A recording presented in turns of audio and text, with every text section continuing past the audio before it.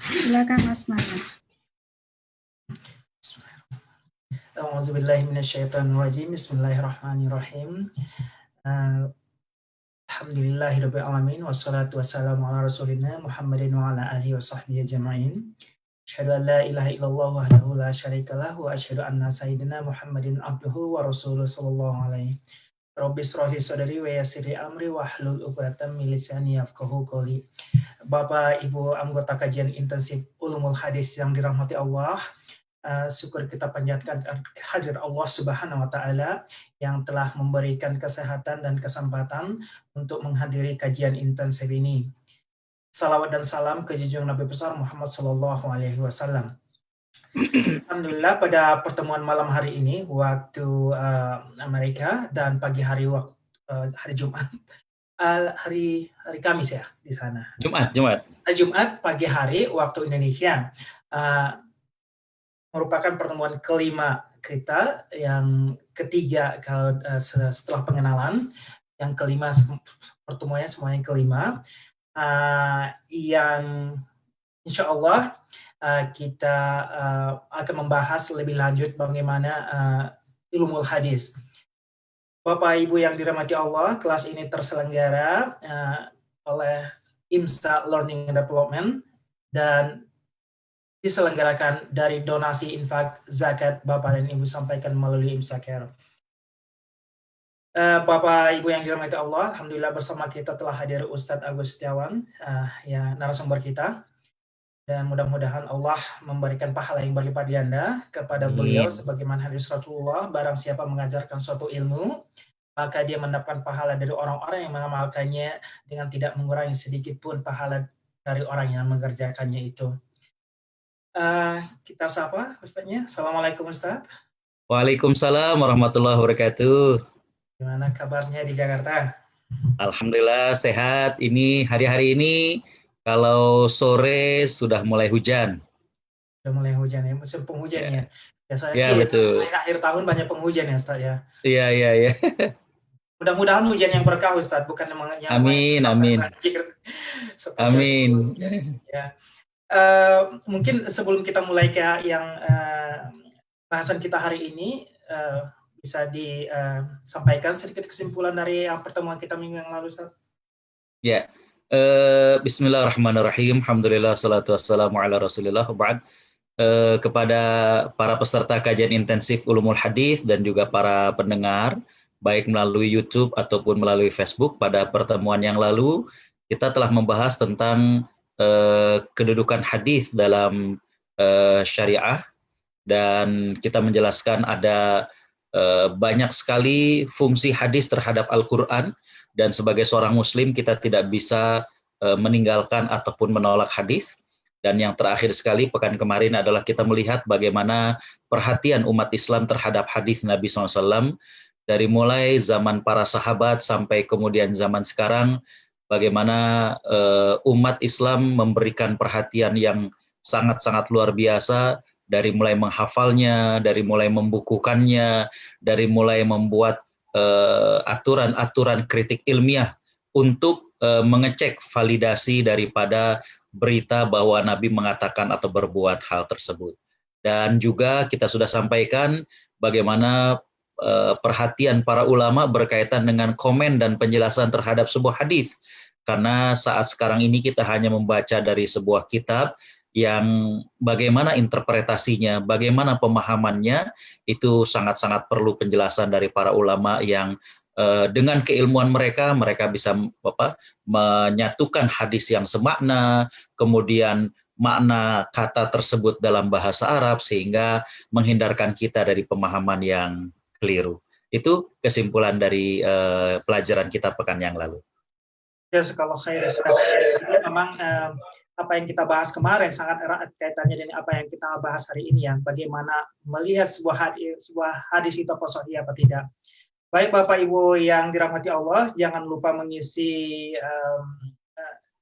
absen, dan juga jangan lupa apapun yang kita dapatkan hari ini tidak berhenti di kita, tapi kita tetap mengajarkan juga pada yang lain. Mungkin tafadhol Ustaz, kita lanjutkan materi kita pada malam hari ini. Terima kasih. Bismillahirrahmanirrahim. Assalamualaikum warahmatullahi wabarakatuh. Alhamdulillahilladzi arsala rasulahu bil huda wa dinil haq liyuzhirahu 'ala ad-dini kullihi wa kafa billahi shahida. Nashhadu an la ilaha illallah syahadatu haqqin wa sidq syahadatan tunjina min 'adzabillah wa nashhadu anna Muhammadan 'abduhu wa rasuluh. Allahumma salli wa sallim wa barik ala nabiyyina Muhammad wa ala alihi wa sahbihi wa man sara ala nahjihi wastanna bi sunnatihi ila yaumiddin. Qala Allah azza wa jalla fi kitabihil karim, a'udzu billahi minasy syaithanir rajim, wa ma arsalnaka illa rahmatan lil alamin. Shadaqallahul azim. Hadirin hadirat para perindu surga Allah Subhanahu wa taala, peserta kelas intensif Ulumul Hadis dan juga para penyimak di YouTube ataupun di Facebook yang dimuliakan Allah Subhanahu wa taala. Tentunya tiada kata yang pantas kita lantunkan di malam hari waktu di Amerika dan di pagi hari waktu di Indonesia melainkan ucapan syukur. Alhamdulillah kita berada di bulan Rabiul Awal, di mana di bulan ini disepakati oleh jumhur ulama bahwa Nabiullah Muhammad SAW dilahirkan pada bulan Rabiul Awal. Para ulama juga sepakat bahwa Nabi SAW dilahirkan pada hari Senin. Ini diriwayatkan oleh Imam Muslim dalam kitab sahihnya, di mana ketika Nabi menjelaskan tentang saum pada hari Senin, Nabi SAW mengatakan, "Dzaka yauma wulidtu wa yauma ub'atsu au unzilal wahyu." Hari Senin itu adalah hari di mana aku dilahirkan dan hari di mana aku diutus menjadi rasul dan hari di mana aku mendapatkan wahyu dari Allah Subhanahu wa taala. Sudah sepantasnya lah kita yang menjadi peserta kajian intensif Ulumul Hadis dan juga para penyimak semuanya untuk membaca lagi sirah kenabian Muhammad SAW dan menambah keimanan kita, menambah semangat kita untuk mencintai beliau, untuk meneladani beliau, dan tentunya untuk membela beliau. Ada sebuah hadis yang diriwayatkan oleh Imam Nasai dan juga imam yang lain, dan hadis ini dinyatakan mutawatir. Kalau mutawatir berarti perawinya ini banyak dalam setiap level, sehingga hadis ini sangat-sangat diterima oleh para ulama. Di mana diriwayatkan bahwa Nabi SAW biasanya apabila beliau berkhutbah di hadapan para sahabat, beliau memegang, ya, bertengklekkan. Kalau bahasa Arab itu yusnidu, jadi beliau memegang batang pohon kurma. Ya. Kemudian para sahabat membuatkan mimbar. Pada kali pertama Nabi ingin menggunakan mimbar, berarti otomatis beliau tidak memegang lagi pohon kurma tersebut. Maka para sahabat mendengar aninun nakhlah. Kami mendengar rintihan pohon kurma. Subhanallah. Ya. Sekali lagi saya katakan bahwa hadis ini mutawatir. Kalau mutawatir artinya adalah diterima oleh para ulama. Ya. Maka Nabi SAW belum sempat berkhutbah. Beliau turun dari mimbarnya. Dan beliau kemudian memegang batang kurma tersebut, dan Nabi kemudian mengatakan, "Ala tardaina antakuna ma'iyya fil jannah?" Tidakkah engkau rela kalau sekarang aku tidak gunakan engkau lagi, tapi engkau akan membersamai diriku di surga Allah Subhanahu wa taala.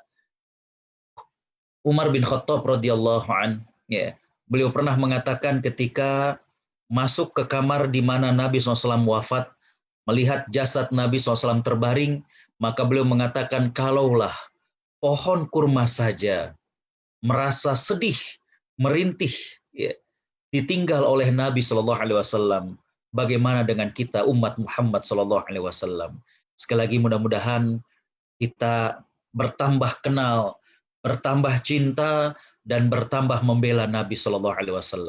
Tak lupa salawat teriring salam kita haturkan kepada panutan kita, Nabi Muhammad SAW, sosok yang kita cintai, sosok yang kita rindui, yang kita berharap mudah-mudahan dengan cinta kita kepada beliau, Allah Subhanahu wa taala berkenan untuk mempertemukan kita dengan Nabi SAW di surganya. Amin ya rabbal alamin.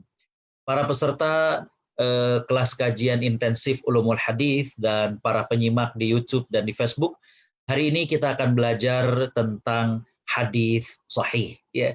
Sering kita mendengar hadis sahih, ya. Apa sih maksud daripada hadis sahih dan apa kriteria daripada hadis sahih itu. Ya. Yang pertama saya ingin mengatakan adalah nasihat Imam Muslim bin Hajjaj, ya, di mana beliau merupakan salah satu murid dari Imam Al-Bukhari. Dan beliau juga mengarang ataupun menulis sebuah kitab yang menjadi rujukan dalam hadis, yaitu kitab Sahih Muslim. Dalam muqaddimah Sahih Muslim, Imam Muslim pernah mengatakan, "I'lam waffaqakallah annal wajib ala kulli ahad arfat tamyiz baina sahihir riwayat wa saqimiha." Ya. Kata Imam Muslim, ketahuilah, mudah-mudahan Allah Subhanahu wa taala memberikan taufik kepada Anda bahwa wajib bagi setiap muslim untuk mengetahui perbedaan antara riwayat yang sahih dan riwayat yang tidak sahih. Ya. Artinya di sini Imam Muslim, ya, berpesan kepada kita untuk bersungguh-sungguh memastikan kevalidan sebuah berita, kevalidan sebuah hadis. Benarkah hadis ini bersumber dari Nabi Shallallahu Alaihi Wasallam? Benarkah ketika seseorang mengatakan sebuah hadis, maka hadis itu adalah sahih? Ya, termasuk membedakan dengan yang lemah ataupun yang tidak sahih. Ya. Dan juga kata Imam Muslim, perbedaan antara perawi yang thiqah, yang dapat dipercaya, dengan perawi yang tertuduh berdusta. Ya. Dan hendaknya tidak meriwayatkan hadis-hadis tersebut kecuali yang diketahui kesahihannya dan selamat dari para perawinya. Jadi tentunya memang ini disampaikan oleh Imam Muslim untuk mereka talabul ilmi, untuk mereka para penuntut-penuntut ilmu, artinya mereka-mereka yang belajar dalam bidang kafa'ah syar'i. Ya. Tapi nasihat Imam Muslim ini juga bisa dilakukan oleh kita semuanya. Inti daripada nasihat Imam Muslim ini adalah bagaimana kita memiliki semangat untuk memastikan, ya, keabsahan sebuah hadis, bagaimana kita memastikan kesahihan sebuah riwayat yang sampai kepada kita. Ya. Sehingga pada saat kemudian kita mendapatkan sebuah hadis, pada saat kita mendapatkan sebuah cerita, ya, dan dikatakan bahwa cerita ini merupakan sabda Nabi, maka yang pertama kali bagi kita harus kita lakukan adalah memastikan benarkah ini hadis Nabi. Ya. Hadirin-hadirat para perindu surga Allah Subhanahu wa taala. Selanjutnya mari kita masuk kepada mengenal tentang hadis sahih. Ya. Yang pertama adalah sahih, ya. Dalam arti bahasa artinya adalah sehat, ya. Sihah, ya. Jadi banyak sekali bahasa Indonesia kata-kata yang diambil dari bahasa Arab, ya. Hayat, mati, ya. Dulu ada pelajaran ilmu hayat sebelum dijadikan biologi. Dulu pelajaran ilmu hayat yang ternyata hayat dari kata-kata hidup, ya. Mati itu juga bahasa Arab, ya. Muqaddimah, khatimah, dulu kita menggunakan istilah-istilah itu, ya. Selain kata pembukaan, penutupan, maka kita menggunakan muqaddimah, khatimah, ridha, dan lain sebagainya. Jadi banyak sekali kata-kata bahasa Arab yang kemudian digunakan dalam bahasa Indonesia, ya. Baik, sahih artinya adalah sehat, ya. Kebalikan dari kata sakim yang artinya adalah sakit, ya. Jadi kalau kemudian ditanya ke misalkan para peserta kelas intensif, kaifa halukum? Ya. Kita bisa mengatakan nahnu bi khairin wa sihah. Ya. Kita dalam keadaan baik dan sehat. Sehat sahih, ya. Jadi sahih ini kebalikan dari kata-kata sakim, di mana sahih artinya adalah sehat. Namun secara istilah para ulama mengatakan bahwa ini dari definisi yang disampaikan oleh Syekh Profesor Mahmud Tahan dalam kitabnya Taisir Ulumul Hadis yang sudah saya sampaikan kepada para peserta kelas intensif, ya, di mana beliau mengatakan bahwa definisi hadis sahih adalah mattasala sanaduhu binaqlil adli dhabit an mithlihi ila muntahahu min ghairi syudzuzin wala illatin. Ya. Sekali lagi, ini karena berkaitan dengan definisi, jadi mesti difahami, ya, kemudian dicerna dan dihafal, ya. Di mana syarat kesahihan sebuah hadis yang pertama adalah hadis yang bersambung sanadnya. Ya, jadi Dari satu ke berikutnya, ke berikutnya, ke berikutnya. Karena kalau sampai terputus, berarti ada ketidaksambungan dan dengan demikian kevalidannya menjadi cacat. Ya. Yang kedua, binaklil adli, dengan penyampaian seorang perawi yang adil. Nah, ini harus dijelaskan. Adil itu yang dimaksud oleh para ulama hadis bukan artinya adil dalam pemberian misalkan. Karena kalimat ataupun kata adil ini juga suka kita gunakan. Ya. Kita lagi makan yang adil dong bagi makanannya. Nah, ternyata yang dimaksud dengan adil dalam istilah ulama hadis di sini berbeda. Ya. Tapi yang kedua syaratnya adalah perawinya itu adil. Yang kedua adalah dhabit. Ya. Dhabit ini punya hafalan yang kuat. Nah, ini juga menarik. Ya. Bagaimana menguji ataupun menyatakan seseorang itu punya hafalan yang kuat. Di sini para peserta kelas intensif ulumul hadis ya, yang hadir saya lihat tadi hampir 40-an ya, untuk menguji kekuatan hafalannya bagaimana. Apakah sekarang menyebutkan hadis pertama dalam hadis arba'in, ya, apakah matanya saja ataukah dengan sanadnya? Nah, ini juga kan ini. Nah, ini sudah diberikan penjelasannya oleh para ulama untuk kemudian menyatakan bahwa seseorang ini betul-betul diakui hafalannya kuat. Ya. Hadirin para penduduk surga Allah Subhanahu wa taala, an mithlihi ila muntahahu. Ya. Dari perawi yang semisalnya sampai akhir jalur periwayatan. Artinya ini yang dimaksud tadi bahwa harus bersambung dan tidak ada satupun dari berbagai level ini yang perawinya itu cacat atau perawinya itu adalah memiliki catatan. Ya. Syarat yang keempat adalah min ghairi syudzuzin. Tidak ada syudzuz. Ya. Syudzuz ini artinya adalah tidak berbeda ataupun bertentangan dengan hadis lain yang lebih sahih atau hadis lain yang lebih banyak perawinya. Yang kelima adalah wala illatin dan juga tidak ada illat. 5 ini yang harus kemudian kita ingat ya. Yang pertama sanadnya bersambung, yang kedua perawinya adil, yang ketiga perawinya kuat hafalan, yang keempat tidak ada syadz ya, tidak berbeda bertentangan dengan yang lebih sahih, yang kelima tidak ada illat. 5 syarat hadis sahih ya. Hadirat para penduduk surga Allah Subhanahu wa taala.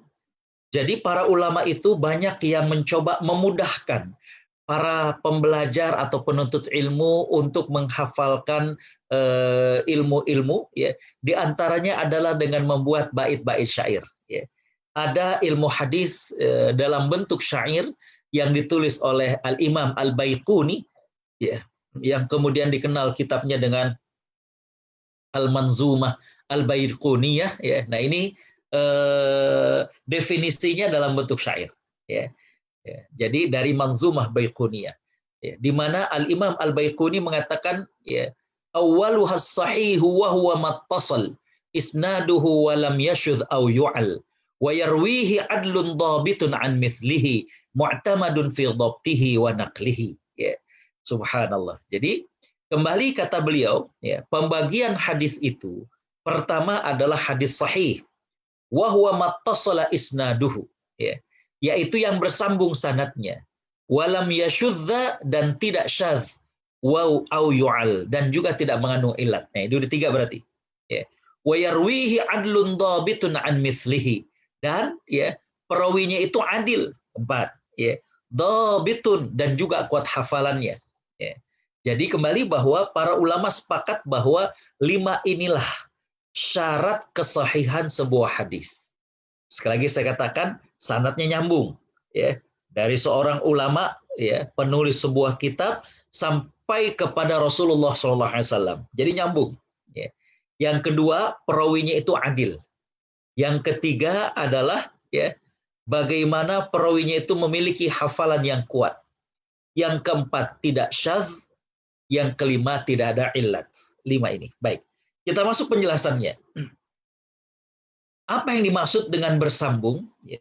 Hadirin para penduduk surga Allah Subhanahu wa taala, yang dimaksud dengan bersambung artinya adalah ya, masing-masing perawi itu mengambil dan meriwayatkan hadis dari perawi yang di atasnya ya, secara langsung. Dan ini dari awal periwayatan sampai ujung periwayatan. Artinya dari Nabi Shallallahu Alaihi Wasallam ya sampai kepada ulama hadis yang menulis kitab hadisnya. Jadi katakanlah dari Rasulullah Shallallahu Alaihi Wasallam sampai kepada Imam Bukhari. Nah ini harus nyambung, ya, harus nyambung. Ya. Tidak ada terputus. Ya. Misalkan sekarang saya katakan bahwa ya insya Allah kajian ilmu hadis pekan depan membahas tentang hadis Hasan atau kita membahas tentang kitab Sahih Bukhari dan Sahih Muslim, misalkan. Ya. Nah peserta nanya dari siapa informasinya? Oh dari Mas Marwan. Mas Marwan dari siapa? Ya, jadi dicoba ditelusuri. Ya. Ketika kemudian nyambung dari siapanya, oh benar. Nah inilah maksud dari bersambung. Ya. Jadi dari Imam Bukhari, dari gurunya. Gurunya betul-betul mengambil hadis tersebut ya dari gurunya lagi. Ya. Terus sampai kepada Rasulullah SAW. Itu artinya adalah bersambung. Yang kedua adil. Ya. Yang dimaksud dengan adil bagi perawi hadis di sini adalah ya, bagaimana perawi tersebut ya, memiliki kriteria yang pertama adalah muslim. Ya. Tidak dibenarkan mengambil hadis dari orang kafir karena ini berkaitan dengan Nabi Shallallahu Alaihi Wasallam. Dia saja tidak percaya kepada Allah, tidak percaya kepada Rasulullah Shallallahu Alaihi Wasallam. Ya. Bagaimana mungkin kita mengambil hadis dari beliau? Ya. Yang kedua baligh, ya.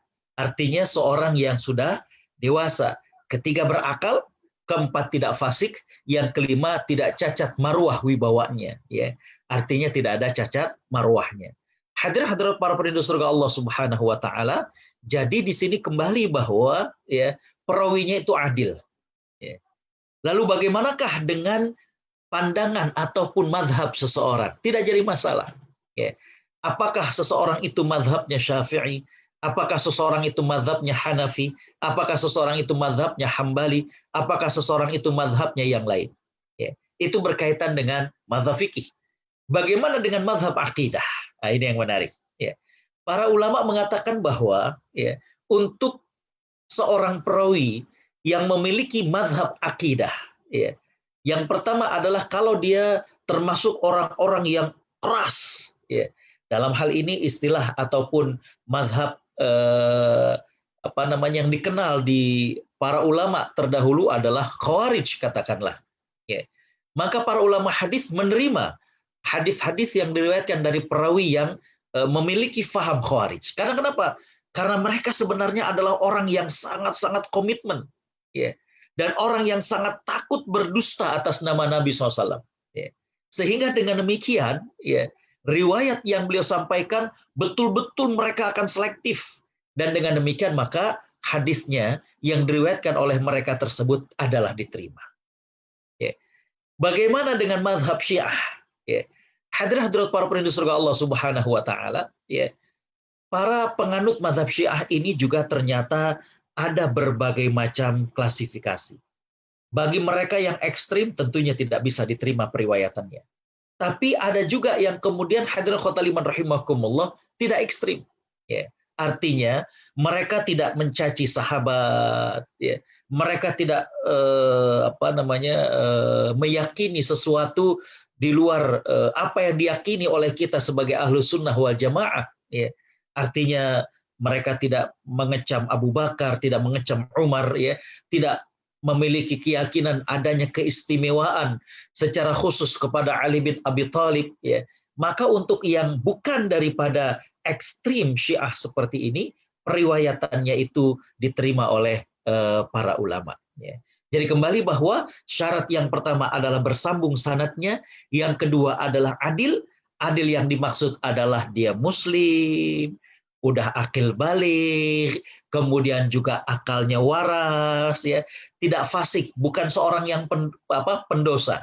Wabil khusus di sini adalah bukan orang yang suka berdusta. Nah, ini luar biasa. Karena kenapa?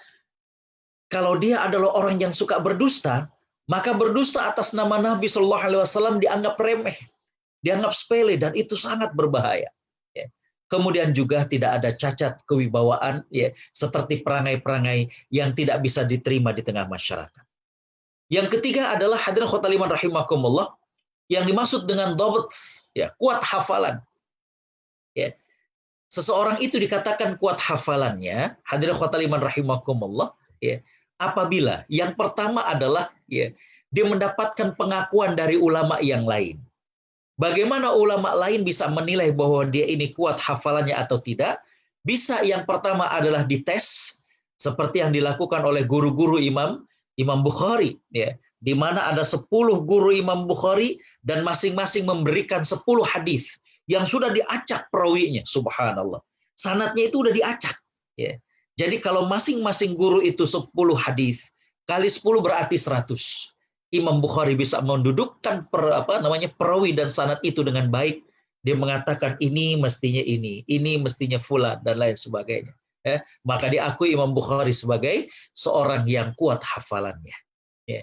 Jadi yang pertama adalah dengan cara diuji. Ya. Yang kedua adalah dengan cara konsistennya. Ya. Di mana hadirin khotbah rahimakumullah, apabila dia mengajar dan meriwayatkan sebuah hadis, sama ataukah tidak dengan keesokan harinya? Sama ataukah tidak dengan beberapa hari yang berikutnya, ya. Jadi di situ akan menunjukkan bahwa seseorang ini kuat hafalannya atau tidak, ya. Nah, kuat hafalannya ini ada dua. Ada yang dhabtu sodrin, artinya kuat hafalannya itu memang dalam otaknya, jadi betul-betul dihafal. Dan yang kedua adalah dhabtu kitabin, bagaimana kuat hafalannya karena memang dia memiliki catatan yang lengkap. Ya, jadi catatannya lengkap. Ya, jadi kedua-duanya adalah merupakan syarat bagi seorang perawi, bagaimana dia harus kuat hafalannya, baik kuat hafalannya di otaknya ataupun kuat hafalan artinya adalah dia memiliki catatan yang teliti, catatan yang baik berkaitan dengan sebuah periwayatan. Yang ketiga dan keempat, hadirin khotbah iman rahimakumullah, tidak ada syadz, ya. Yang dimaksud dengan syadz ini adalah tidak bertentangan dengan hadis yang lain. Ya. Atau hadirin khotbah iman rahimakumullah, tidak bertentangan dengan hadis-hadis yang lain. Jadi satu dengan yang satu ini berbeda. Ya. Nah, mana yang kemudian ya, lebih kuat? Ya. Kalau kemudian bertentangan dengan yang lebih kuat, maka yang hadis yang kurang kuat ini dikatakan syadz. Ya. Atau dia perawinya satu dan bertentangan dengan hadis yang kuat senilai tapi dua jalurnya, maka dia dikatakan syadz. Ya. Yang terakhir adalah tidak ada ilat. Ya. Ilat ini luar biasa, sangat-sangat sulit sekali dan hanya bisa diketahui oleh para ulama-ulama yang memiliki kepakaran yang luar biasa. Ya. Di mana hadirin khotbah iman rahimakumullah, luarannya tampak hadis tersebut sahih. Ya. Tapi ternyata para ulama bisa memahami bahwa ternyata ya di dalam perawinya ini kayaknya ketemu nih Ustadz Agus dengan Mas Marwan tuh kan dia lahir tahun sekian, dia umurnya sekian, ya.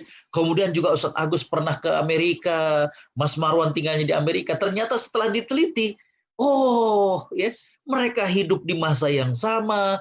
Ustadz Agus pernah ke Amerika, Mas Marwan pernah di Amerika, tapi ternyata beda state, misalkan begitu. Ya. Nah ini bagi ulama-ulama yang luar biasa. Alhamdulillah. Maaf. Ulama-ulama yang memiliki kepakaran dan keilmuan yang sangat mendalam saja yang kemudian bisa mengetahui. Ya. Jadi hadirin khotbah iman rahimakumullah, secara sederhananya, ya, bagi para pemula penuntut ilmu, ya, maka 4 syarat tadi. Sambung sanadnya, perawinya itu adalah seorang yang adil, kemudian juga kuat hafalannya, dan yang terakhir adalah tidak syadz. Dari mana kita tahu ya perawi tersebut tadi? Yang pertama dia adalah kuat hafalannya, yang kedua adalah bagaimana perawi tersebut adil. Untuk yang dua ini bisa kita langsung buka buku-buku tentang para perawi hadis, di situ akan diterangkan misalnya Qutaibah bin Sa'id, ya, nama lengkapnya, dan kemudian bagaimanakah pengakuan ulama kepada dia. Kalau kemudian dikatakan thiqah, oh berarti dia adil. Kalau dikatakan bahwa dia adalah hafalnya kuat, maka dia hafalannya kuat. Jadi itu ya para peserta kelas intensif ulumul hadis dan juga para penyimak di Facebook dan di YouTube ya berkaitan tentang definisi dari hadis yang sahih. Saya kira untuk sesi sekarang kita cukupkan, kita break, dan kita akan lanjutkan dengan contoh dan beberapa masalah tentang hadis sahih. Saya kembalikan ke Mas Warwan. Terima kasih, jazakallah khairan. Ya. Assalamualaikum warahmatullahi wabarakatuh. Alhamdulillah kita selesai sesi yang pertama pada malam hari ini. Tadi saya sudah sampaikan polling, silakan diisi. Saya kasih mungkin waktu sekitar 1 menit lagi bagi yang belum. Jadi Ustadz, dari yang kelima itu yang tadi Ustadz sampaikan, yang terpenting itu apakah sesuai urutannya atau bisa yang mana aja pertama? Ya, terima kasih. Jadi untuk kalau dikatakan penting memang ini semuanya ya, tapi untuk para katakanlah penuntut ilmu ya, maka para ulama mengatakan 4 syarat awal itu yang sangat-sangat perlu untuk kita pastikan ya. Dan tadi saya katakan bahwa yang pertama, kedua, ketiga itu bisa kita rujuk kepada kitab-kitab tentang perawi. Ada buku-buku tentang perawi yang kita bisa langsung melihat. Qutaibah bin Sa'id, dia lahir tahun berapa, wafat tahun berapa. Kita lanjut ke perawi berikutnya. Lahir tahun berapa, wafat tahun berapa. Oh iya nih, kita lihat list muridnya. Oh iya ada list muridnya. Nah itu bisa dengan mudah kita ketahui. Begitu juga tadi saya katakan dia adil atau tidak, itu di dalam kitab-kitab perawi hadis sudah langsung disebutkan. Misalnya fulan ini bisa dipercaya, fulan suka berdusta. Itu subhanallah saya katakan para ulama itu sudah sangat lengkap dan detail ya. Cuma memang untuk yang illat ini saya kira saya sekalipun masih tidak berani gegabah ya, karena itu harus dia mengetahui secara luas sehingga kemudian dia tahu bahwa ada celah dan cacat dalam hadis itu ya. Jadi 4 syarat itu yang paling utama ya. Jadi tadi saya sudah sampaikan polling, mungkin kita lihat hasilnya Ustaz ini. Allah Ta'ala akan menjaga hadis sebagaimana menjaga Al-Quran. Jadi 87% menjawab benar dan 13% menjawab salah. Mungkin kemarin sudah kita dijelaskan ya, betul. Jelaskan. Jadi kembali saya katakan kepada para peserta kelas Ulumul Hadis ya, Allah Subhanahu wa taala akan menjaga hadis juga ya. Karena saya katakan ya, ketika Allah Subhanahu wa taala berfirman, a'udzubillahi minasyaitonirrajim, inna nahnu nazzalna dzikra wa inna lahu lahafizun, maka makna az-dzikra di sini juga termasuk adalah hadis ya. Dan apa yang Nabi sampaikan itu bukan dari hawa nafsu beliau, karena pada sejatinya itu merupakan wahyu dari Allah Subhanahu wa taala, wa ma yantiqu 'anil hawa in huwa illa wahyun yuha. Surat An-Najm ayat 3 dan ayat 4. Wallahu a'lam. Baik, kita sampaikan satu polling lagi sebelum kita lanjutkan materi kita. Silakan diisi, mungkin sekitar 1 menit. Kali ini lebih cepat.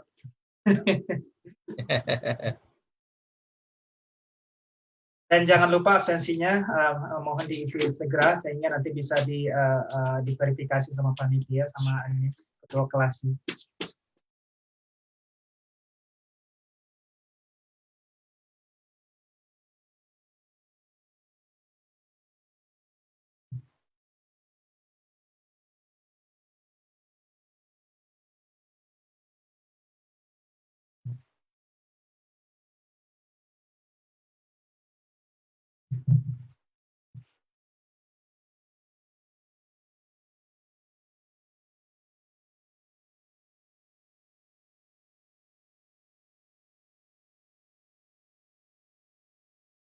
Baik, polling akan saya tutup.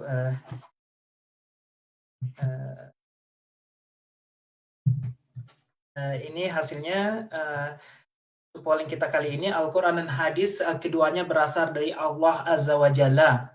69% itu menjawab benar dan salah 31%. Mohon dijelaskan Ustaz. Baik, bismillahirrahmanirrahim. Alhamdulillah, salatu wassalamu ala rasulillah.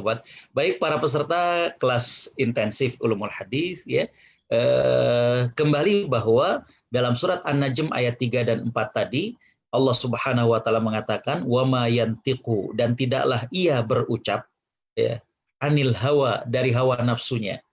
In huwa, melainkan ucapannya. Huwanya itu berarti kembali kepada ucapannya. wahyun yuha, adalah wahyu yang diwahyukan kepadanya. Jadi apa yang Nabi ucapkan itu pada hakikatnya adalah wahyu dari Allah Subhanahu wa taala. Ya. Ustadz, tapi kan Nabi ada sisi kemanusiaannya, betul. Tapi ketika Nabi SAW berbuat, berkata yang tidak tepat, maka Allah langsung meluruskan. Ya.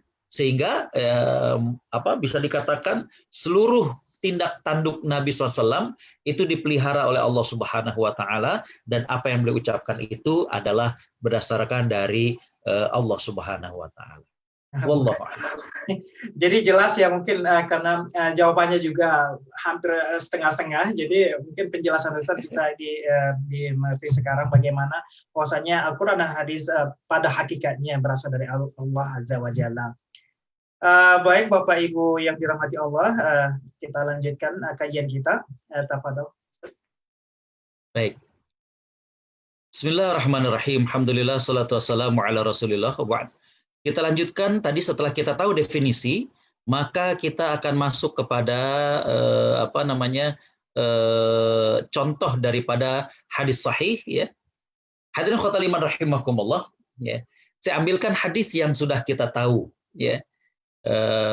Qala al-Imam Al-Bukhari haddatsana Qutaibah bin Sa'id haddatsana Abdul Wahhab qala sami'tu Yahya bin Sa'id yaqul akhbarani Muhammad bin Ibrahim annahu sami'a Alqamah ibn Waqqas al-Laythi yaqul sami'tu Umar bin al-Khattab radhiyallahu anhu yaqul sami'tu Rasulullah sallallahu alaihi wasallam yaqul innamal a'malu binniyat, ya, ila akhiril hadis, ya.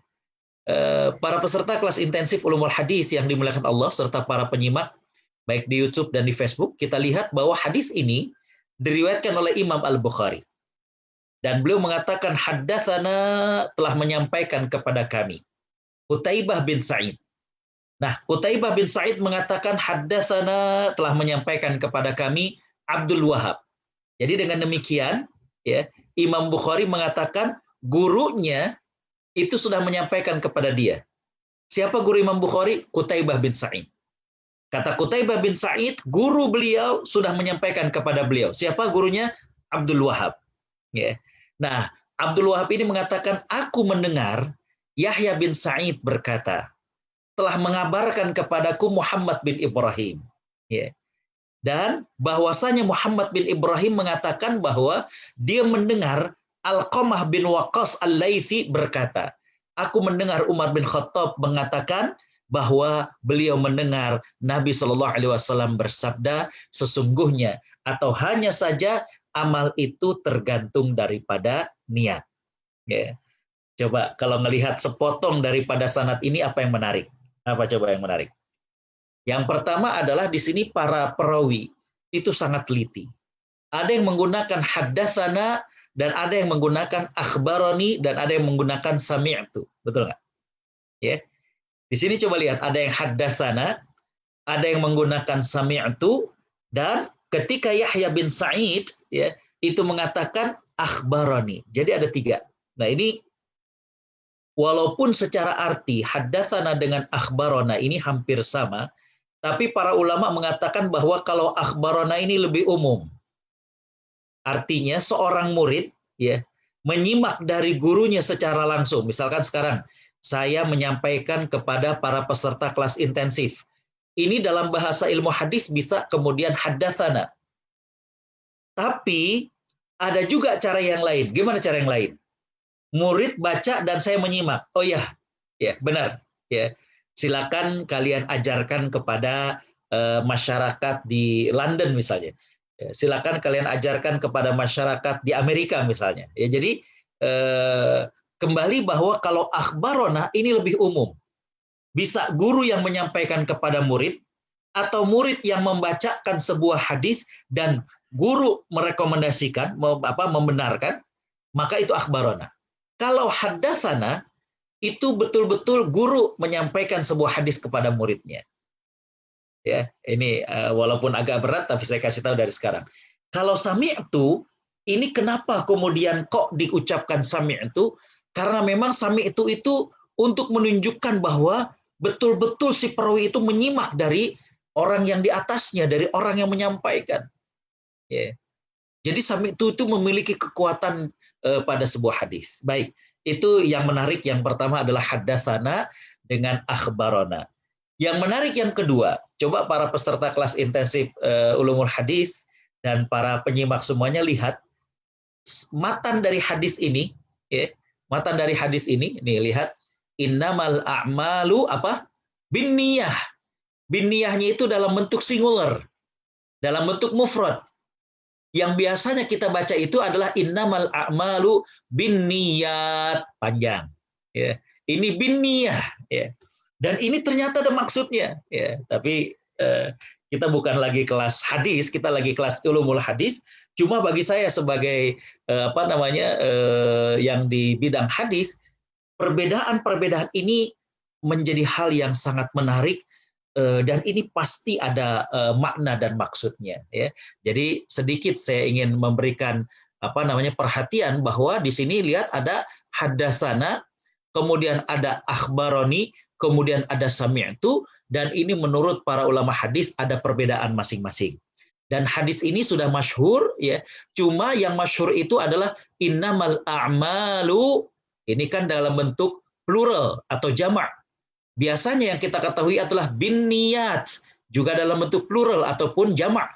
Tapi dalam hadis ini innamal a'malu dalam bentuk plural, tapi binniyahnya dalam bentuk singular atau dalam bentuk mufrad. Ya, ini kembali bahwa mohon kepada para peserta dan juga para penyimak, ketika kita membaca sebuah hadis, ya, untuk teliti, dan itu subhanallah ada maksud-maksud dari para ulama. Baik, kita akan belajar itu. Kita belajar tentang apa hadis sahih itu. Kita akan lihat perawinya. Nah, ini saya coba ini kan. Yang pertama dari Imam Bukhari, ya. Dari Imam Bukhari, ya. Bentar. Dari Imam Al-Bukhari, guru Imam Bukhari adalah Qutaibah bin Sa'id, ya. Dan Qutaibah bin Sa'id ini adalah, hadirin khotaliman rahimakumullah, kibar tabi'ut tabi'in, ya. Jadi bagaimana beliau ini adalah seorang tabi'ut tabi'in.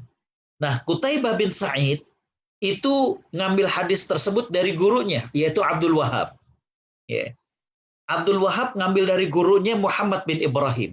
Jadi dalam hadis ini, tabi'ut tabi'in itu ada 3. Ya. Dan tabi'ut tabi'in Muhammad bin Ibrahim ini ngambil hadisnya dari gurunya yang lain, yaitu Alqamah bin Qais Al-Laitsi. Dan Alqamah bin Qais ini ngambil dari sahabat Umar bin Khattab radhiyallahu anhu. Ya. Jadi kalau kita lihat dari sahabatnya 1, kemudian tabi'innya 1, baru di bawahnya tabi'ut tabi'in itu ada 3. Ya. Jadi hadirin khotaliman rahimakumullah, ini yang kemudian oleh para ulama dikategorikan sebagai hadis gharib. Hadis gharib adalah hadis yang diriwayatkan oleh 1 orang. Artinya di sini adalah bahwa, ya, dari Nabi Shallallahu Alaihi Wasallam diriwayatkan cuma Umar bin Khattab. Ya. Dari Umar cuma 1, yaitu Alqamah bin Qais. Baru kemudian di bawahnya itu banyak. Tapi ini tidak mempengaruhi sebuah hadis. Ketika hadis itu dikatakan sah, maka hadis itu adalah bisa diterima. Jadi kembali bahwa ini susunan perawinya. Kita akan lihat sedikit. Ya. Qala Imam Bukhari, Imam Bukhari berkata, Qutaibah bin Sa'id telah menyampaikan kepadaku. Nah ini kalau kita buka dalam kitab perawi hadis, kita dapatkan siapakah Qutaibah bin Sa'id itu. Ternyata nama beliau adalah Qutaibah bin Sa'id bin Jamil bin Turaif bin Abdullah, yang dikenal dengan Abu Raja. Ya.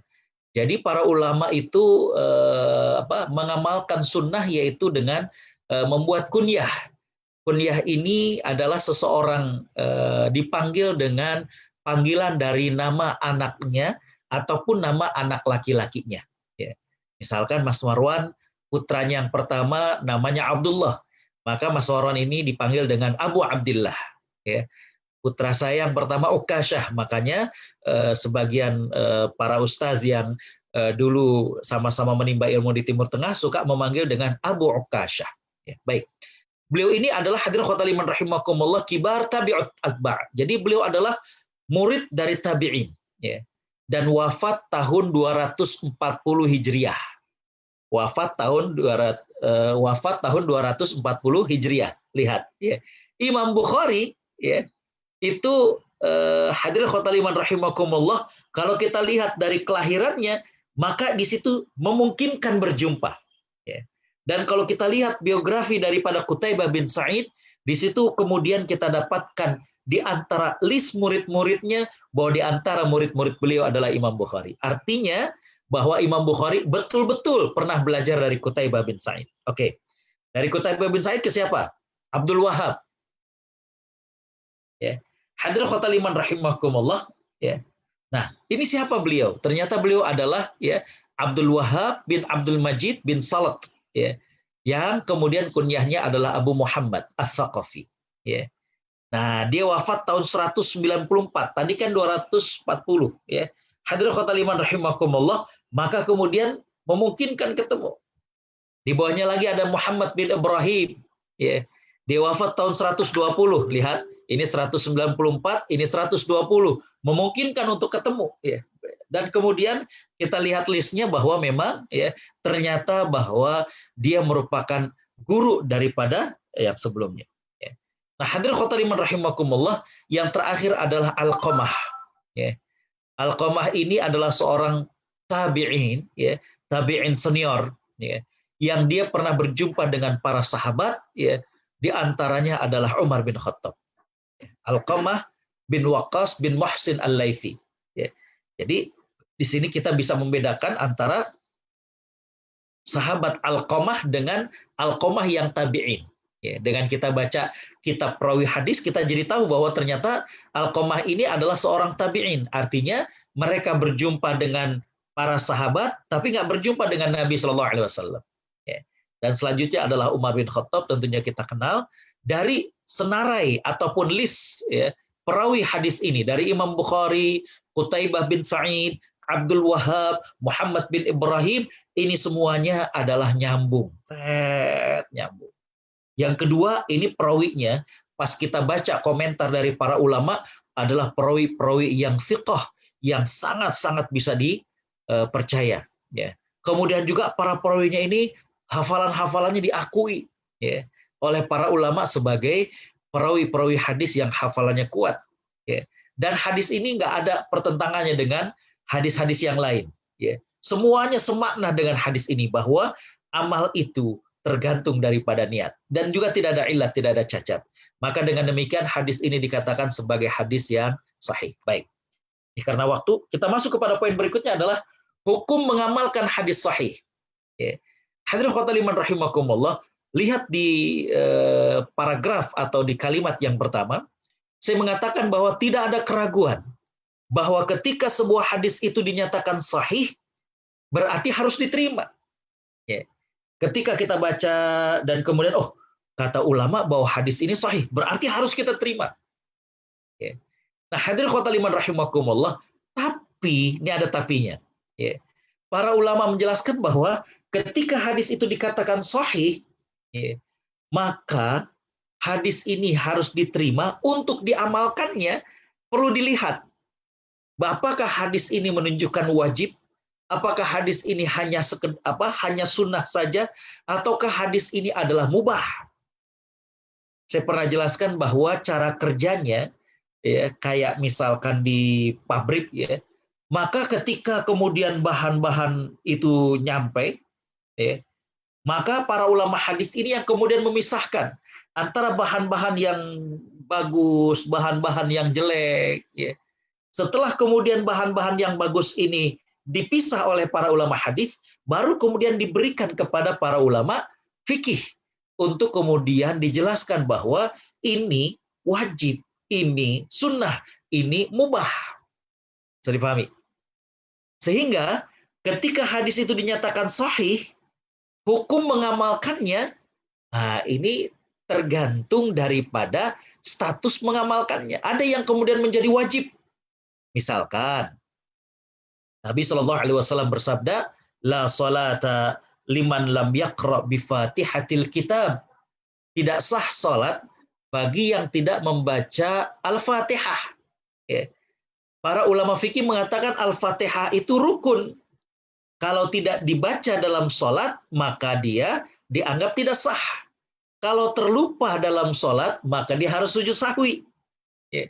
Nah, hadirin khotul iman rahimakumullah, jadi kembali bahwa ya, ada yang hadis sahih dan kemudian menjadi wajib, dan ada yang tidak. Sehingga dengan demikian, ya, saya katakan sekali lagi bahwa ketika sebuah hadis itu kita dapati statusnya adalah sahih, maka wajib untuk kita terima. Apakah wajib untuk diamalkan? Kita lihat bagaimana pemahaman para ulama tentang hadis sahih tersebut. Apakah menunjukkan wajib ataukah yang lainnya? Ya. Tapi ya, menolak sebuah hadis sahih adalah dosa. Menolak sebuah hadis sahih adalah dosa. Ya. Sekali lagi ini harus pelan-pelan. Ya. Nolak sebuah hadis sahih adalah dosa. Tapi kalau tidak mengamalkan sebuah hadis sahih, maka itu adalah dibolehkan kalau hadis itu bukan menunjukkan wajib. Clear nggak nih? Saya ulangi lagi. Jadi kalau kita dapat hadis sahih, kita harus terima, oh iya, ini hadis sahih. Ngamalkannya, kita lihat penjelasan ulama. Apakah ini wajib kita amalkan, ataukah dia mubah, kita diberikan choice untuk mengamalkan atau tidak. Ya, nih kita ambil contoh. Baik, sebelum itu kita lihat bagaimana para ulama menegaskan tentang pentingnya menerima sebuah hadis sahih.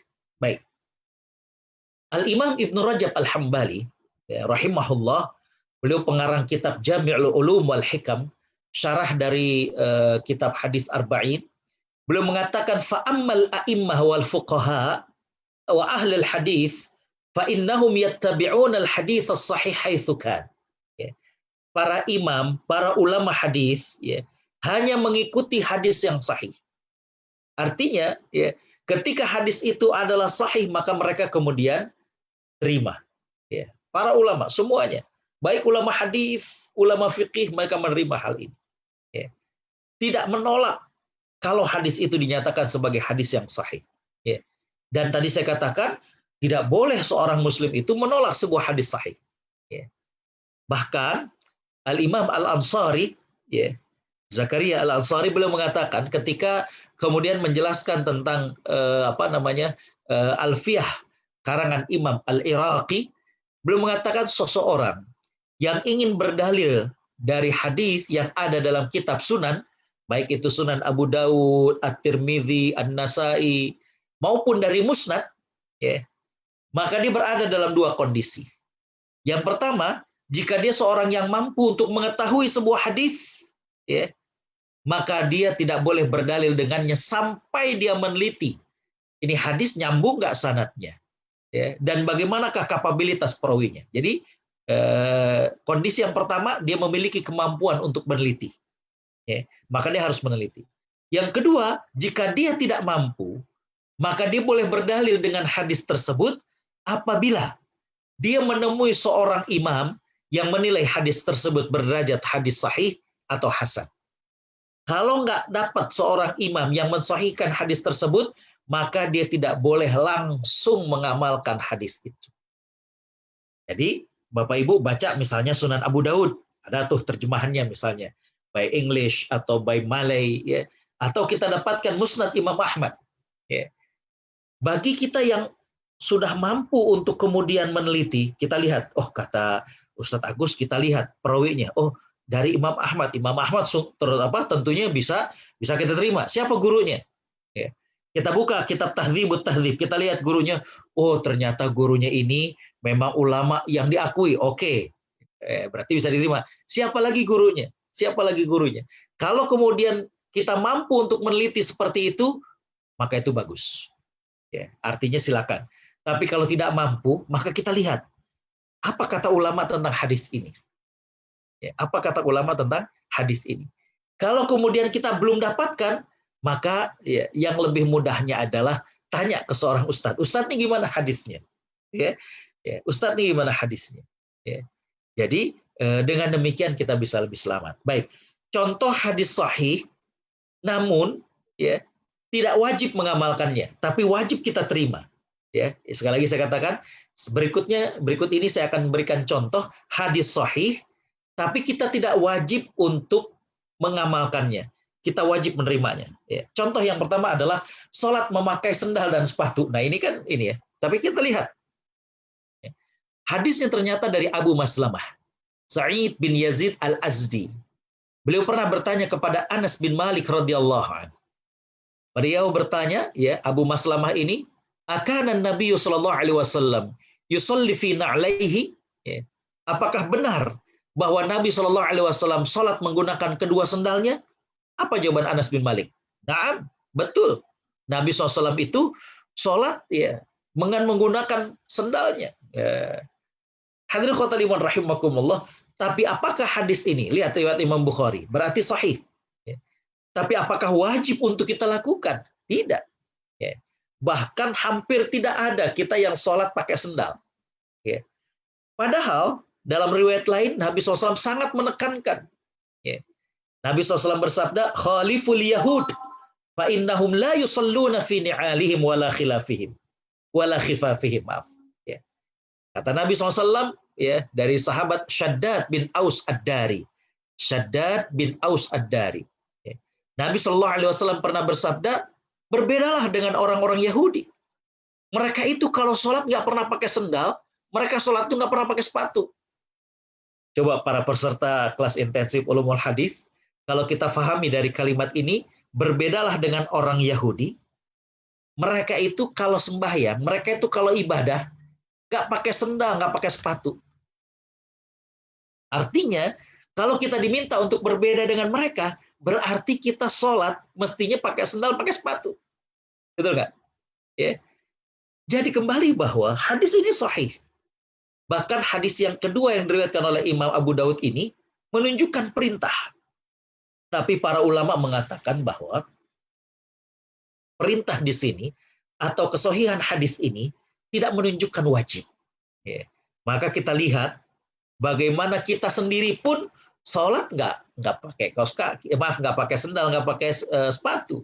Ya.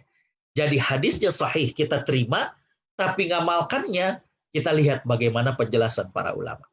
Contoh yang lain, hadirin khotimah rahimakumullah. Makan sebelum sholat Idul Fitr. Ya.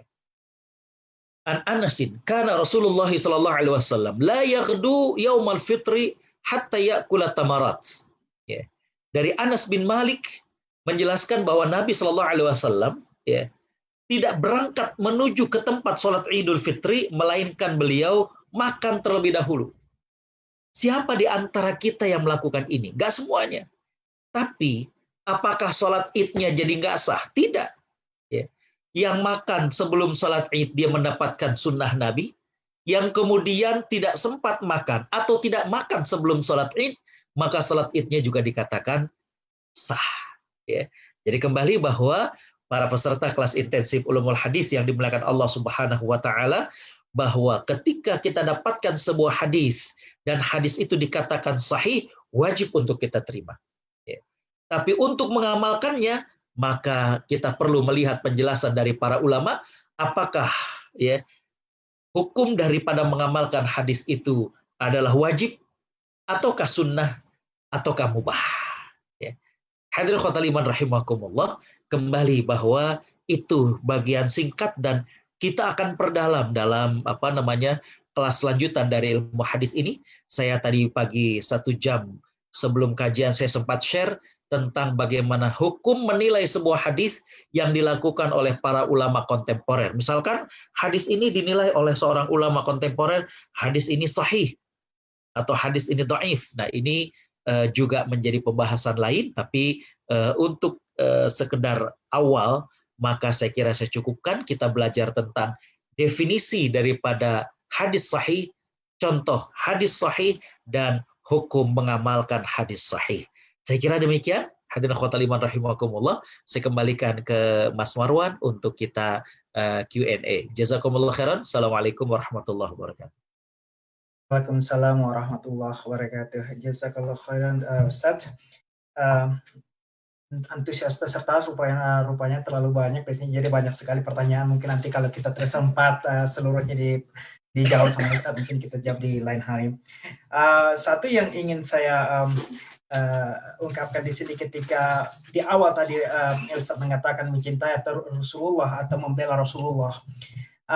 Kemarin tuh ada cerita, mungkin sedikit intermezzo, cerita di yang Prancis itu, saat bagaimana seorang siswa itu merasa tidak nyaman ketika gurunya itu memperlihatkan karikatur Rasulullah. Mungkin bagaimana kira-kira kita menyikapi hal tersebut, sementara di sekeliling kita sekarang itu orang melihat kita lagi tidak enak gitu. Kira-kira bagaimana menyikapinya, Ustaz? Ya. Bismillahirrahmanirrahim. Alhamdulillah, salatu wassalamu ala rasulillah wa ba'd. Hadirin khotal iman rahimakumullah. Ya. Di antara bentuk mahabbah kecintaan kita kepada Nabi SAW, tentunya adalah bagaimana kita membela Nabi SAW. Ya. Dan apabila Nabi dihina, apabila Nabi dicaci, kita tidak ada kekesalan, tidak ada penolakan, berarti kita ada masalah. Ya, kita ada masalah. Nah, bagaimanakah ekspresi penolakan kita terhadap penghinaan terhadap Nabi SAW? Ya, ekspresinya macam-macam. Ya, ada yang kemudian kita sampaikan bagi yang berwenang misalkan. Ya, ada yang kemudian dengan cara, dan itu kembali, itu merupakan hak kebebasan pribadi. Ketika mereka yang menghina Nabi kita yang merupakan kemuliaan bagi kita, mereka mengatakan bahwa ini adalah hak mereka, hak berpendapat, maka hak kita juga untuk tidak menggunakan produk mereka, bukankah sama? Ya.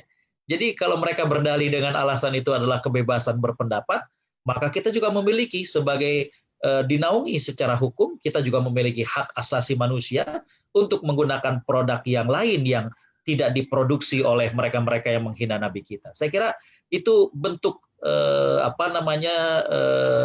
katakanlah protes kecil, memberikan pelajaran kepada mereka yang masih juga membandel dengan menghina Nabi kita. Saya kira demikian, dan dalam sejarah banyak sekali nasib tragis yang telah dialami oleh mereka-mereka yang pernah menghina Nabi SAW. Ya. Saya sampaikan di antaranya adalah Utbah bin Abi Lahab, bagaimana dia kayak bapaknya menghina Nabi SAW, menyakiti baik dengan lisan maupun dengan fisik, sampai Nabi SAW mengatakan, Allahumma sallit alaihi kalban min kilabik. Ya Allah, ya, jadikan ia diterkam dengan anjing daripada anjing-anjingmu, artinya daripada makhlukmu. Sehingga pada saat perjalanan dagang ke Syam, padahal sudah dijaga, maka malam itu ya ada seekor anjing yang mencari-cari dan hanya menerkam kepada Utbah bin Abi Lahab, sehingga beliau tercabik-cabik dan mati, padahal yang lain tidak demikian. Ayahnya sendiri Abu Lahab, kalau Mas Marwan dan semua penyimak baca dalam sejarahnya, ya, bagaimana Abu Lahab yang suka menghina dan mencaci Nabi, beliau wafat dalam keadaan sakit kulit yang menjijikkan. Ya. Bagaimana keluar air dan sangat bau, sampai ketika akan dikuburkan, itu dia didorong dengan kayu dan kemudian langsung dilempari, tidak mau berdekatan orang-orang dalam menguburkannya. Ya, dalam Al-Quran sudah banyak ya bahwa orang-orang yang menghina Rasulullah, ulaika fil adzallin, mereka itu adalah orang-orang yang hina. Demikian, wallahu a'lam. Baik Ustaz, semoga menjadi pelajaran bagi kita. Nah, pertanyaan berikutnya adalah dari WhatsApp. Saya bacakan. Assalamualaikum Ustaz, saya ada pertanyaan. Apakah ada kitab-kitab para ulama yang menjelaskan hadis-hadis yang nampak muskil, yang sering dipertanyakan orang karena tampak bertentangan dengan Quran, atau tampak tidak masuk akal, atau bertentangan dengan yang sains modern?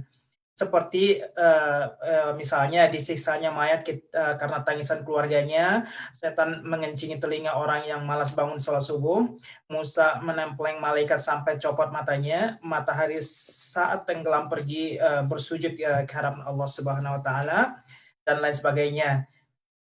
Mungkin langsung dijawab, Ustaz. Baik, bismillahirrahmanirrahim. Alhamdulillah, salatu wassalamu ala rasulillah ba'd. Terima kasih Bapak Ibu yang dirahmati Allah. Ini subhanallah pertanyaannya ya. Untuk sekedar tahu, maka jawabannya adalah banyak ya. Kitab ataupun buku yang ditulis oleh para ulama berkaitan dengan hadis-hadis yang muskil. Muskil ini lebih tepatnya kata para ulama adalah ketidakmampuan kita sebenarnya untuk memahami hadis itu. Ya, sebenarnya hadisnya tidak muskil. Ya, artinya Nabi itu nggak pernah berbicara, karena sudah saya sempat jelaskan dalam pertemuan sebelumnya, Nabi itu memiliki kelebihan dalam gaya bicaranya itu fasih, clear. Jadi kalau Nabi ngejelasin itu jelas. Ya. akal manusia saja yang kemudian terbatas, sehingga kemudian merasa bahwa oh kayaknya kok nggak masuk akal ya misalnya ya. Nah ini saya katakan bahwa kitab-kitab yang ditulis oleh para ulama itu banyak, di antaranya adalah Ta'wil Mushkilul Athar, ya, di antaranya bagaimana dalam kitab tersebut ya sang penulis mencoba untuk mengkompromikan hadis-hadis yang seolah-olah kayak bertentangan. Ya, nggak usah jauh-jauh, misalkan tentang ziarah kubur saja. Ya, saya beberapa waktu yang lalu menjelaskan di Radio IMSA tentang bagaimana bakti kepada orang tua yang sudah meninggal. Di antaranya adalah bagaimana ziarah kubur. Ya, bahkan Nabi SAW sendiri pernah ziarah kubur ke makam ibunya. Ya, kemudian ada yang nanya, terus Ustadz, hukum ziarah kubur gimana? Nah ini yang sederhana seperti itu ternyata masih dipertanyakan, dan ada yang mengatakan nggak boleh, perempuan nggak boleh ke kuburan, bukankah demikian? Dan itu ternyata dari hadis yang di satu riwayat Nabi melarang, sempat melarang para sahabat, di riwayat yang lain Nabi justru mengatakan fazuru, ziarah kuburlah, fa innaha tudzakirul akhirah, karena sesungguhnya ziarah kubur itu dapat mengingatkan kematian. Nah ini dikompromikan oleh penulis kitab Ta'wil Mushkilul Athar, bahwa posisinya ziarah kubur itu gimana sih? Kenapa sempat dilarang, kemudian kenapa dibolehkan? Apakah ini artinya hukumnya dihapus, ataukah ini memang karena kondisinya yang lagi Nabi mengatakan tidak boleh karena para sahabat dikhawatirkan memuja-muja kuburan dan lain sebagainya. Itu di antaranya itu ya. Jadi saya kira mungkin untuk level yang kedua, ketiga baru kita akan kenalkan. Ini kita yang ini dulu. Tapi sekali lagi bahwa kalau ditanya apakah ada, jawabannya banyak, bukan saja ada, banyak. Gitu. Wallahu a'lam. Jazakallahu khair, Ustaz. Ada pertanyaan lagi. Assalamualaikum Ustaz. Kembali ke contoh hadis mengenai salat memakai sandal atau sepatu. Jika dilihat dalam hadis sahih tersebut, Rasulullah seperti mewajibkan kita untuk berbeda dengan Yahudi. Namun mengapa para ulama berpendapat bahwa hadis sahih tersebut hukumnya tidak wajib untuk diamalkan? Ya. Bismillahirrahmanirrahim. Alhamdulillah, salatu wassalamu ala Rasulullah. Ya, baik. Menarik sekali, dalam banyak riwayat di mana Nabi SAW mengatakan kepada kita untuk berbeda dengan orang Yahudi, itu biasanya langsung ya, misalkan tentang hukum menggunakan semir rambut dengan warna hitam misalkan, ya, atau misalkan dengan janggut gitu ya, kita berjanggut karena kan, atau mencukur kumis, memanjangkan janggut karena ingin berbeda dengan Yahudi, ya. Nah, tapi kenapa untuk sholat pakai sendal, di mana kita diminta untuk berbeda dengan mereka, tapi kok nggak kita lakukan gitu ya? Kok ada kayak semacam dipilah-pilah, dipilih-pilih ya? Hadirin khotaliman rahimakumullah, di sini tentu para ulama mengatakan untuk sebuah hadis itu, maka kita perlu mengetahui bagaimana kronologinya, ya, bagaimana kronologinya, ya. Saat apa Nabi Shallallahu Alaihi Wasallam sholat menggunakan sendal, ya? Jadi ternyata juga tidak dalam setiap sholat Nabi menggunakan sendal, ya. Sehingga kajian tentang histori, ya, ini menjadi sangat penting bagi kita untuk kemudian mengetahui ketika Nabi bersabda begini, ketika Nabi melakukan begini, itu historinya lagi kenapa, ya. Nah itu yang kemudian disimpulkan oleh para ulama, sehingga kemudian mengatakan bahwa sholat memakai ataupun menggunakan sepatu atau sendal itu tidak wajib. Ya. Tapi in case misalkan ya kita lagi di Amerika, kita lagi di Eropa, atau misalkan di Asia Timur yang negeri minoritas dan kita tidak memungkinkan untuk kemudian mencari masjid dan lain sebagainya, kita sholat menggunakan sendal atau sepatu, maka itu adalah dibolehkan. Dan untuk wudhunya kita sudah diajarkan dengan mengusapnya. Ya, jadi saya kira bahwa alasan kemudian hadis tersebut tidak diamalkan adalah karena kajian histori kenapa Nabi melakukan hal tersebut, dan ulama akhirnya menyimpulkan bahwa itu bukanlah wajib. Wallahu a'lam.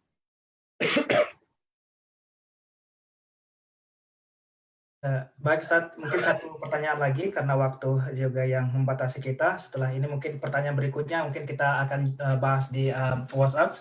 Jadi Bapak Ibu silakan nanti sampaikan pertanyaan di WhatsApp. Mudah-mudahan kita masih punya waktu untuk bisa menjawabnya di lain waktu. Satu lagi ini mengenai peringatan Maulid. Rasulullah dari ini Ibu Ida Rafiqah Rasulullah merayakan kelahirannya dengan berpuasa, namun dengan bentuk kecintaan pada Rasulullah, maka kelahiran beliau dirayakan oleh umatnya dengan kegiatan maulid, nasyid, makan-makan, zikir, dan lain sebagainya. Banyak mengatakan itu bid'ah. Bagaimana? Apakah ada hadis yang menguatkannya? Pada Ustaz. Bismillahirrahmanirrahim. Alhamdulillah, salatu wassalamu ala rasulillah wa ba'd. Hadirin hadirat para perindu surga Allah Subhanahu wa taala, ya, berkaitan dengan kita mengenang, ya, memperingati kelahiran Nabi Shallallahu alaihi wasallam. Di sini tentunya ada beberapa klasifikasi, ya. Ada yang merayakannya dengan apa ya? Kalau saya katakan berbau dengan maksiat, ya, seperti tari-tari, ya, kemudian campur antara laki dan perempuan, ya. Saya dulu ketika di Mesir, ya, ada juga sebagian daripada kaum muslimin yang merayakan ini dan kemudian campur laki dan perempuan, penuh sesak dalam sebuah area, ya. Dan mereka kemudian menari-nari seperti tarian-tarian sufi, maka tentu hal ini adalah tidak dibolehkan, ya. Tentu hal ini adalah melanggar daripada makna kita memperingati kelahiran Nabi SAW. Ya.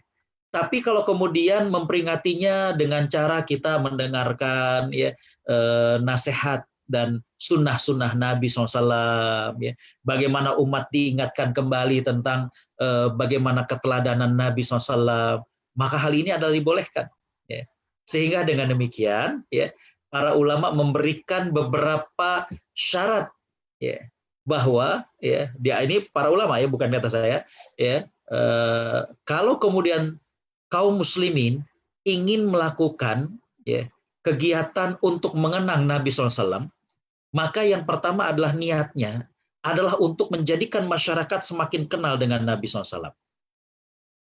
Yang kedua, ya, hanya diisi dengan baca Al-Quran, saling nasihat menasehati, ya, kemudian berzikir, ya.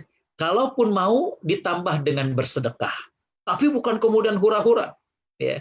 Ya, jadi bersedekah misalnya menyantuni yatim, bagaimana kemudian menyantuni orang miskin, ya. Dan ini juga merupakan sunnah Nabi SAW. Ya. Maka hal ini adalah dibolehkan. Tapi kalau kemudian perayaan tersebut, ya, diinikan dengan campur laki dan perempuan, kemudian hura-hura, kemudian diiringi dengan tari-tarian yang penuh dengan maksiat, maka tentu ini adalah haram dan ini tidak dibolehkan. Jadi ada patokannya yang disampaikan oleh beberapa ulama. Belum lama ini saya menyampaikan materi di dua tempat. Yang pertama kalau nggak salah di Masjid Al-Amanah Departemen Keuangan, dan satu lagi di Direktorat Bea Cukai, tentang detik-detik kelahiran Nabi Shallallahu Alaihi Wasallam dan sejarah peringatan Maulid. Ya, mungkin ada di YouTube dan di situ saya sampaikan dari sejarahnya siapakah yang pertama kali melakukan Maulid dan kemudian bagaimanakah pandangan ulama terhadap perayaan Maulid. Lalu kemudian yang terakhir yang seperti Bu Ida tanyakan tadi, apa batasan-batasan yang dibolehkan dan kemudian batasan-batasan dari perayaan yang menjadikannya tidak dibolehkan. Ya, demikian. Wallahu a'lam. Baik, jazakallahu khair Ustaz. Mudah-mudahan jelas untuk Ibu Ida. Mas, mungkin dua pertanyaan lagi saya yang saling berkaitan, yang ini silakan dijawab nanti sekali mungkin ditutup. Ya. Untuk pertanyaan yang lainnya silakan dituliskan di WhatsApp, nanti insya Allah kita kalau kita ada waktu minggu depan kita jawab dulu pertanyaan baru kita masuk materi, sehingga akan lebih jelas pertanyaan kita cenderung kepada materi yang sedang kita bahas. Ini pertanyaannya dari Bu Wid dan Pak Diki.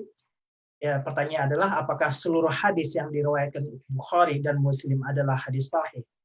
Yang kedua adalah apakah penulisan hadis sudah selesai? Bismillahirrahmanirrahim. Alhamdulillah, salatu wassalamu ala rasulillah. Terima kasih. Bagus sekali, ya, yang ada dua pertanyaan dan dua penanya. Yang pertama dari Mbak Wiwit, ya. Apakah semua hadis yang ada dalam Sahih Bukhari dan Sahih Muslim itu adalah sahih? Jawabannya adalah iya, ya.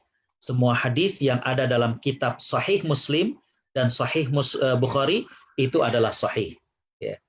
Tapi apa yang selain dari kitab keduanya dari hadis sahih itu masih banyak. Artinya, ya, hadis sahih di luar kedua kitab ini masih banyak.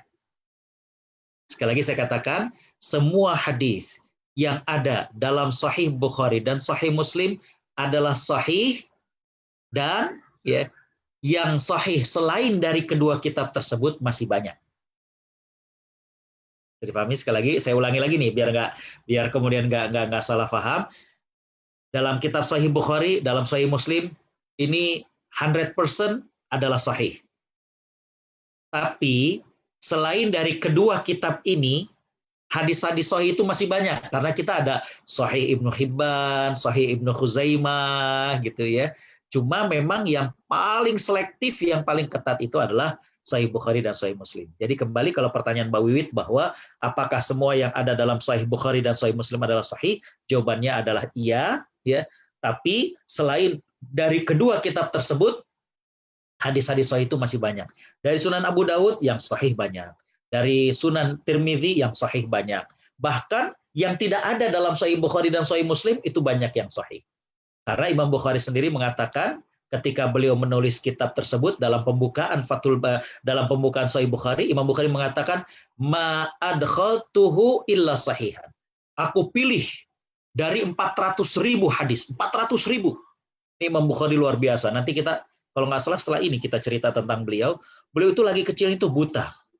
Ya, terlahir dalam keadaan buta dan Allah berikan kesembuhan, ya. Padahal katakanlah kecilnya itu cacat buta, tapi belum bisa hafal saat kecil itu 100.000 hadis. Subhanallah.